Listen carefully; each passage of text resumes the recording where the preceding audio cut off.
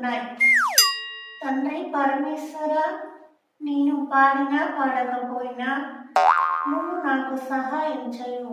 అందరూ ఓడిపోయే బహుమతులన్నీ నాకే వచ్చేయాలి. మా అక్క రాకుండా చూడని ఇదంతా నేర్చుకునేటప్పటికి ఇంకా మొదలు పెడతాను పాటలు. మా అక్క లేదు కాబట్టి బాగా పాడేయచ్చు, లేకపోతే ఎలుగుబంటిలా పడిపోతుంది.